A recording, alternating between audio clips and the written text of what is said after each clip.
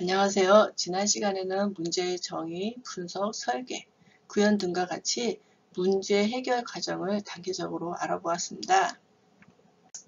이번 시간에는 문제 해결을 위한 사고력, 즉 논리적 사고와 창의력 사고에 대해서 알아보도록 하겠습니다. 이번 파트의 학습 내용은 문제 해결에 있어서 논리적 사고와 창의력 사고의 중요성과 논리적 사고와 창의적 사고를 위한 사고 창출 방법 그리고 표현 방법에 대해서 알아보도록 하겠습니다. 사고력에 대해서 알아보도록 하겠습니다. 사고력은 물론 생각하고 궁리하는 힘입니다. 사고력과 더불어 논리력과 창의력이라는 것이 있는데요. 논리력이라고 하는 것은 순서와 질서에 맞게 생각하는 힘이라고 한다면 창의력은 기발한 발상을 해내는 힘, 즉 새로운 것을 생각하는 힘이라고 볼 수 있습니다. 논리력과 창의력은 사고력 안에 있으면서 교육적으로 필요로 하는 능력에 해당이 됩니다. 논리적 사고라고 하는 것은 논리적이고 분석적으로 하나의 방향으로 깊이 있게 사고하는 방식으로 이는 수직적 사고라고 하고요. 상황이나 자료 또는 주장의 정당성을 증거와 합리적 추론에 근거하여 평가하는 사고 방식입니다. 이는 누구나 훈련에 의해서 논리적 사고를 기를 수 있고요. 이거를 훈련하기 위해서 표현하기 위한 방법으로는 로직 트리와 마인드맵이 있습니다. 반면 창의적 사고, 창의력이라고 하는 것은 다양한 가능성을 열어놓고 여러 방향의 생각을 하는 방식으로 이거를 수평적 사고라고 합니다. 사물을 보는 다양한 방법을 찾아내고 새로운 아이디어로 접근하는 사고 방식을 우리는 창의적 사고 방식이라고 하고 그 도구로는 브레인스토밍과 브레인 라이팅 그리고 스캔퍼 등이 있습니다. 그 사고를 도출할 수 있는 그 방법에 대한 도구의 로직트리라든가 마인드맵 그리고 스캔퍼 등 같은 것들은 뒷부분에서 좀 더 자세히 다뤄보도록 하겠습니다. 논리적 사고에서 로직트리와 미시에 대해서 알아보도록 하겠습니다. 로직트리는 기본적으로 생각을 정리하고 구체화할 수 있는 도구입니다. 즉 로직, 논리와 트리, 나무의 합성어로 논리를 나무 모양으로 관련지어 상호 인간관계를 표현하는 것입니다. 문제를 분석할 때 여기 보시면은 이거를 몇 개의 핵심 요소로 분해를 합니다. 그리고 그 핵심 요소에 대해서 다시 핵심 요소로 또 분해를 하고 그거를 반복해서 분해 과정을 반복합니다. 그래서 이렇게 반복 과정 중에 분해된 항목들이 중복과 누락이 없이 다양한 정보를 수집해서 체계적으로 분류하고 문제를 구조화하는 이러한 사고 방식을 우리는 미시라고 합니다. 그래서 논리적 사고에서 미시라고 하는 것은 mutually exclusive and collectively exhaustive라고 해서 상호 배제, 그죠? 그리고 전체적으로 포괄하는 의미로서 상호 배제는 서로 중복되지 않고 전체 포괄은 전체를 완벽하게 포함하는 것처럼 누락되지 않게 전체형을 포함하면서 중복에 따른 비효율성을 방지하는 문제를 로지 트리 형태로 분해하는 방법으로는 미시라고 합니다. 미시에 대한 수학적 표현은 어떤 집합 U가 있을 때, 전체 U죠. U가 있을 때 A, B, C로 나누었을 때 미시의 분류는 A와 B의 교집합이 없는 거죠. 그리고 B와 C 사이에서도 교집합이 없고 A와 C 사이에서도 교집합이 없는 것을 의미하고요. A와 B와 C를 다 합집합으로 했을 때 U가 나오게끔 하는 이러한 것들을 우리는 미시 분류라고 합니다. 미시의 분석 기술로 so what과 why so라고 하는 방법으로 이용해서 생각을 구체화하는데요. 여기 so what이라고 하는 것은 그래서 어떻게, 즉 분석 데이터로부터 핵심을 추출하는 작업으로 실제 so what은요, 결론이 뭐야 라고 하는 거죠. 여러 개의 데이터로부터 이러한 것들, 비용 절감을 도와드리고 그 다음에 사무 담당자 업무를 덜어드리고 효과적인 회의를 실현할 수 있어요 라고 하면 그래서 결론은 뭐야 라고 하면은 그 결론이 뭐예요? 컨퍼런스 지원 서비스의 장점이 이런 것들이 있습니다 라고 말할 수 있겠죠. 그러면은 그 반대로 컨퍼런스 지원 서비스의 장점에 대한 근거가 뭐야 라고 하면은 다시 비용 절감을 해주고 사무국 담당자의 업무를 덜어주고 효과적인 회의를 실행할 수 있게끔 하는 것이다 해서 이러한 SWOT과 그 다음에 YSO를 그저 번갈아 적용을 하면서 그 생각을 구체화할 수 있는 그런 방법이 되겠죠. 그리고 이거 지금 표현한 것은 뭐예요? 어떤 문제를 세분화하고, 그죠? 그거를 다시 또 세분화하는 방식의 로직 트리로 이렇게 표현을 한 거를 확인할 수 있을 겁니다. 논리적 사고의 마인드맵 도구에 대해서 알아보도록 하겠습니다. 마인드맵은 영국의 교육학자 토니 부잔이라는 분이 개발을 했고요. 이는 지도를 그리듯 자신의 생각을 계층구조 그림으로 표현하는 방법으로 생각의 지도라고도 합니다.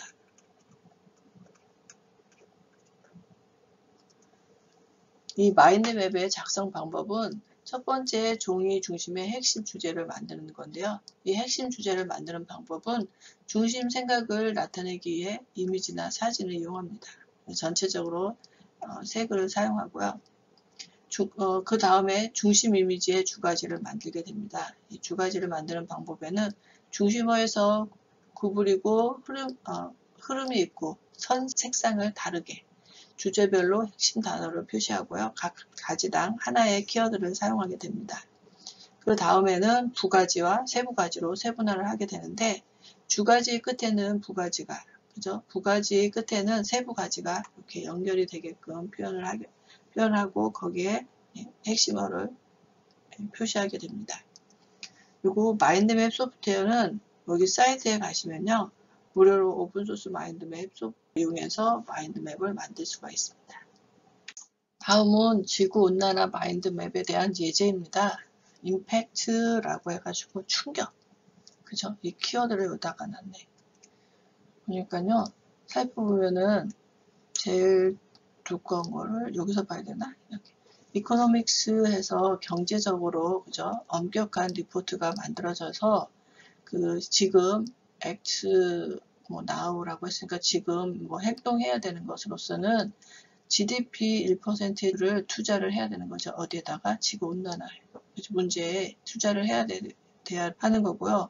그것이 실패했을 때, 그 행동이 실패하게 되면은 그 세계 GDP 20%가 감소를 한다라고 하는 의미인 것 같습니다.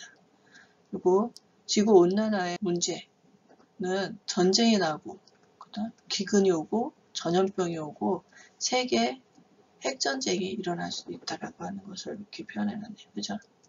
그리고 0.8도씨가 더워지게 되면은 그 결과는 그 영향으로는 여기 보니까 폭염이 오고요. 그 다음에 해양 온난화가 오네요. 그죠? 그 다음에 북극의 빙하가 녹고 그 다음에 해수면이 올라가고요. 종들이 멸종을 하고 그 다음에 거대한 그 날씨 사건들이 일어나는 거죠. 뭐 요즘에 산불이라든가, 그죠? 해일, 뭐 태풍, 가뭄 이런 것들이 온다는 거죠. 그리고 지진이 증가를 하게 된다고 합니다. 0.8도만 올라가도, 그죠? 그리고 여기 보니까 predictions for 100 years라고 되어 있는데요. 뭐 100년의 예측. 1도만 올라가도 희귀 종들이 멸종을 하게 되고 코럴이니까 산호초가 파괴가 되고요. 아일랜드 그러니까 섬나라들이 물에 잠긴다는 거죠. 1도가 올라가면. 2도가 올라가게 되면은 그린랜드 저 북극에 있는 그 빙하가 녹게 되고요. 북극곰들이 멸종이 되고 그 다음에 물 공급에 문제가 생긴다는 거죠. 식수 공급에. 3도 정도 올라가게 되면은 아마존이 파괴되고 그죠? 식량난이 생기고 환경 난민들이 발생을 한다고 합니다. 디프레스트라고 돼서 이제 설명을 하는데 여기 4도씨가 올라가게 되면은 4도씨만 올라가도 수백만 명의 난민이 생기고요. 그 다음에 방글라데시의 3분의 1이 물 아래로 잠기고 여기 보니까 이게 동토라고 하는 건데 이거는 사시사철 얼어있는 땅들이죠. 그게 녹고 그 다음에 가스가 분출을 하고요. 5도씨가 되면은 지구의 대부분이 살 수 없는 거죠. 그 주거로서 주거용으로 사용할 수 없다라는 거고요. 또 쓰나미도 몰려오고 5,500만 년 전보다 지구가 더 뜨거워질 거라고 예측을 했습니다. 그리고 6도씨가 올라가게 되면은 메스라고 하는 거는 뭐 대량이죠. 대량의 멸종이 온다는 거죠. 대부분 이제 다 멸종을 하는 거죠. 6도씨만 올라가도요. 이러한 것들을 이렇게 지구 온난화라고 하는 거에 그 충격이라고 하는 키워드를 가지고서는 이렇게 마인드맵을 그렸는데 그냥 보기만 해도 끔찍합니다. 그죠? 지구 온난화가 되지 않도록 플라스틱도 덜 쓰고 그 다음에 자동차도 덜 타고 그죠? 걸어 다니고 뭐 나무 숲도 많이 살리고 이래야 할 것 같습니다. 창의적 사고에 대해서 알아보도록 하겠습니다. 창의성이라고 하는 것은 새로운 가치나 아이디어를 만들어내는 태도와 능력을 의미합니다. 창의력의 요건으로는 사고의 유연성과 고정관념 탈피가 있는데요. 사고의 유연성이란 것은 항상 정해진 패턴으로 접근하지 않는다. 고정관념 탈피라고 하는 것은 새로운 생각을 위하여 기존 틀을 벗어나려고 노력하는 것이라고 되어 있습니다. 그래서 창의적 행동을 하기 위해서는 지식이나 경험 그리고 동기가 있어야 하고요. 창의적 기술이 있어야 되는데 그때 사용되는 도구 아니면은 방법으로는 브레인스토밍과 스캔퍼라는 것이 있습니다. 창의적 사고의 브레인스토밍에 대해서 알아보도록 하겠습니다. 브레인스토밍은 뇌에서 폭풍을 일으키는 방법 이렇게 되어 있는데요. 이것은 자유로운 분위기에서 많은 사람들이 자유롭게 자신의 생각을 아이디어를 이야기하고 개선하고 발전시키게 한 기법입니다.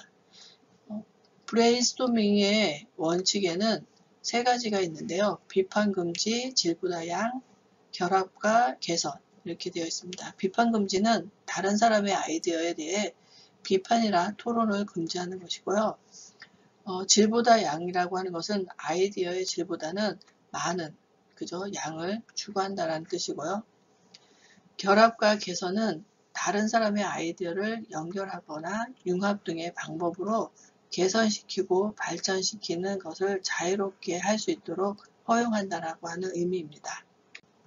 창의적 사고 스캔퍼에 대해서 알아보도록 하겠습니다. 이는 1950년 브레인스토밍의 창시자인 알렉스 오스본이라고 하는 분의 체크리스트 기법을 밥 앨런이라는 분이 발전시켜서 만든 창의력 발상법입니다. 그래서 스캔퍼의 S, C, A, M, P, E, R을 가지고서 이제 창의적인 발상법을 만들어가는 건데요. 그 S라고 하는 것은 substitute라고 해서 대체, 바꾸기라고 하는 건데요. 기존에 사용하고 있는 것을 무엇으로 바꿀 것인가 라고 하는 발상, 그래서 생각을 하는 거죠. 그래서 발상의 전환으로 부채를 에어컨으로, 샤프를 연필을 샤프로, 종이컵을 텀블러로 이런 식으로 생각의 전환을 할 수 있겠죠. 컴바인은 결합인데 다른 것과 합쳐서 티셔츠와 모자를 합쳐서 후드티로 운동화와 바퀴를 합쳐서 인라인 스케이트로 이렇게 변경을 할 수도 있고 애드저스트나 어댑터 적용이라고 하는 것은 알려진 원리를 이것에 적용을 할 수 있는가 민들레 씨를 낙하산으로 식물의 씨앗을 벨크로로 이런 식으로 적용을 할 수 있는지 모디파이라고 하는 것은 변형 크기, 색, 성질, 기능, 디자인 등을 변형을 해서 바꾸는 거죠. 컴퓨터를 노트북으로, 노트북을 스마트폰으로 이렇게 변경을 하는 거고요. 바람 케이블을 풍차로 이렇게 바뀔 수가 있겠죠. 다른 용도로 쓰이는 것을 뭐가 있어요? 계란판을 방음벽, 커피 찌꺼기를 청소 도구로 쓸 수가 있겠죠. 일리미네이트라고 하는 것은 제거, 축소죠. 기존에 있는 것들을 뭔가를 빼면 가전제품에 전선을 빼서 무선으로 그다음에 버터에 지방을 뺀 무지방을 이렇게 해서 생각을 그죠? 바꾸고 새로운 아이디어를 창출하는 거죠. 리어레인지라는 것은 재배열, 리버스는 역발상이죠. 순서나 형식을 바꿔보면은 모든 사람은 예전에는 회사를 나가서 근무를 했는데 그거를 요즘에는 재택근무로 바꿔볼 수 있겠고요. 김밥이라고 하면은 김으로 이렇게 감싼 건데 그걸 뒤집은 거죠. 그래서 루드김밥. 이러한 것들을 통해서 창의력, 발상의 전환을 통해서 아이디어를 돌출하는 가 되겠습니다. 다음은 퀴즈 문제입니다. 앞에 배운 내용을 상기하면서 문제를 풀어보시기 바랍니다. 수고하셨습니다. 다음 7장에서는 알고리즘에 대해서 알아보도록 하겠습니다.